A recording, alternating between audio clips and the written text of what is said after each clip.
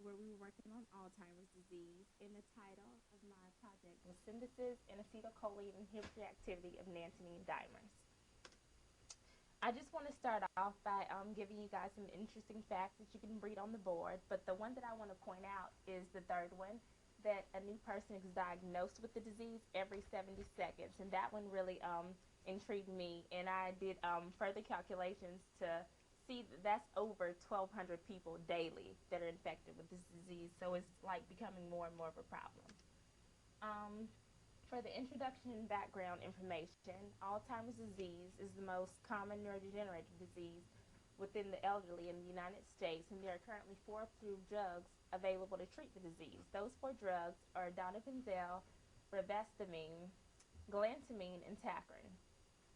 These 4 drugs act via inhibition of the active concentration of the enzyme acetylcholine esterase, which I'll describe to you more later, and donepezil binds to both sites on this enzyme to inhibit it.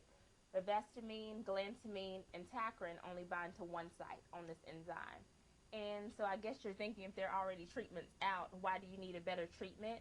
Well, all of these treatments that are currently available only inhibit the enzyme mildly, so they mildly treat Alzheimer's disease, and they also have several side effects. So that's why we're trying to come up to a better compound. Acetylcholine esterase, the main enzyme that we're talking about, is very high in Alzheimer's patients. And there's no known cause as to why this enzyme is so high in these patients, because if there was, that might be the root of the problem. We can solve it right there. But it has 2 binding sites. The first binding site is the catalytic site, and that's the active site of the enzyme where the substrates bind to and other competitive inhibitors.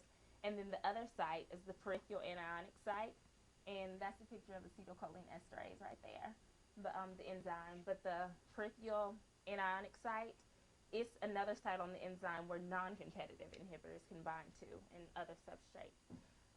What acetylcholine esterase actually does is it cleaves acetylcholine right here into acetate and choline. And that's not very good because acetylcholine is important to the peripheral nervous system and the central nervous system. In the peripheral nervous system, acetylcholine helps with skeletal muscular movements, and then within the central nervous system, it's believed to be involved with mood, memory, and thinking. And this picture right here actually shows you what's going on in a better picture. Acetylcholine is actually a neurotransmitter, and it's supposed to transmit from the transmitting neuron to the receiving neuron so that you can have your proper memory, your proper thinking. But this enzyme, acetylcholine esterase, is very high in the Alzheimer's patients, and it's cleaving the acetylcholine before it can transmit properly, so that's why they're not remembering. In the lab where I worked over the summer, nantamine was shown to be a moderate inhibitor of the enzyme acetylcholine esterase, and that's the structure of nantamine right there. And it's actually an aporphine alkaloid, and it's a natural product. And it's derived from the Nandina domestica plant, which is the Japanese fruit plant, so it should be essentially harmless.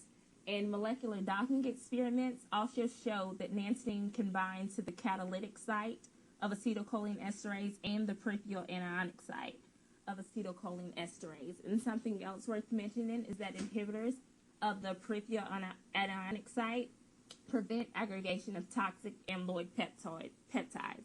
And all this is like these peptides make up plaque in the brain, and that's been shown like that a lot of plaque is in the brain of Alzheimer's patients, and it prevents neurons from transmitting what they're supposed to do to the brain so they can remember and think. And all this led to the ultimate goal of my project, which was to synthesize novel nantamine dimers that bind to both sites of the enzyme simultaneously, and hopefully they'll do a better job of inhibiting acetylcholine esterase from cleaving acetylcholine into acetate and choline. So the first part of mine started out with a lot of organic synthesis, which I'll walk you through and then go into more detail later. The first step started out by me starting from 2 commercially available compounds and doing a peptide coupling to form this amide. Then this amide was converted to the following imine by doing a Buchler-Naporowski reaction, Then I went on to reduce this amine to the following amine, and I put a Bach protection group on the nitrogen in this step so that no side reactions would occur when I was doing the biaryl coupling cyclization of closing this ring right here. I'm having a hard time with my pointer, but closing that ring.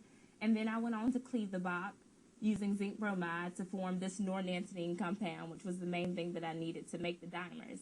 And then it was the home stretch, which was first doing a CDI reaction with the appropriate acid, and then reducing it with borofluorine to the following dimers and get my final product, which I only made 3 of. And I know you're probably wondering, why did I make 5 different compounds? Well, in the molecular docking experiments, we weren't exactly able to measure the correct distance from the peripheral anionic site to the catalytic site, so we were like basically guessing what the distance is, and we're hoping that one of these dimers fits into that.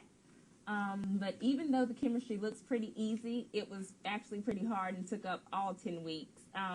Like, for example, in this reaction right here, we ended up changing a lot of the reagents to get the yield to 94%, because we started out using cesium carbonate, and we didn't use folic acid, and we did it at 100 degrees Celsius for 24 hours, and that gave us a very low yield, so we had to optimize yields along the way and change reaction conditions. And there was also a lot of purification going on, which is when you make a compound, it's not completely pure because side reactions can occur and allow you to not get what you were supposed to get. So we actually did column chromatography, and all that is essentially is where you fill a glass column with silica gel in your solvent, then put a little bit of sand on top, and pour your compound with all the impurities on top, and actually let it seep through, and you collect. And what actually happens is your compound comes out pure, and the impurities actually stay embedded in the silica gel, so you get what you're looking for. For the results and discussion, all of the 9 steps which, during the synthesis were completed successfully, which I was very excited about, because there were some times when we did a reaction and we would not get a product, so we'd have to do it the next day and the next day and change stuff. And compound 8, which was the step before we went to make the dimers, was synthesized in a 49% yield over 6 steps. And this was actually pretty exciting, because that means all of my yields were above 90 before that. So that took a lot of work. For the conclusion, we need to think of a way to optimize the percent of the nanthonine dimers we got, which we didn't have time to do because time didn't allow, and that took up, like all the previous chemistry took up that time. But we would expect for the dimers to have a higher IC50, a lower IC50 than nanthonine.